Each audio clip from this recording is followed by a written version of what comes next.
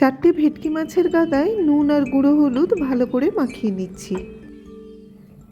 কড়াইতে সর্ষের তেল গরম করে মাছগুলোকে ভেজে তুলে রাখলাম। দুটো টমেটো, একটা পেঁয়াজ, 1 ইঞ্চি আদা আর 8খানা রসুন বেটে নিলাম।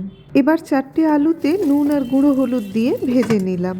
একটা পাত্রে জলের মধ্যে নুন দিয়ে জল ভালো করে ফুটে গেলে এর মধ্যে ফুলকপি দিয়ে সেদ্ধ করে নিলাম কিছুক্ষণ। 1 চামচ জিরে, 2টো শুকনো লঙ্কা হালকা ভেজে সেদ্ধ ফুলকপি দিয়েও ভেজে তুলে রাখছি। লঙ্কা কুচি, জায়ফল, জয়িত্রী, ছোট এলাচ, লবঙ্গ, তেজপাতা হালকা নাড়াচাড়া করে টমেটো বাটা, গুঁড়ো হলুদ, নুন দিয়ে একটু কষিয়ে নিচ্ছি। এবার 1 চামচ করে চিনি, শুকনো লঙ্কা গুঁড়ো, কাশ্মীরি শুকনো লঙ্কা গুঁড়ো, 2 কাপ জল দিয়ে ভালো করে ঝোল ফুটিয়ে নেওয়ার পর ভেটকি মাছ ভাজা, আলু ভাজা দিয়ে মিনিট 2 ফুটিয়ে নিলাম। একদম শেষে ভাজা ফুলকপিগুলো এর মধ্যে দিয়ে 1 মিনিট হাই ফ্লেমে রাখলেই পরিবেশনের জন্য তৈরি হয়ে যাবে অসাধারণ স্বাদের আলু ফুলকপির ভেটকি।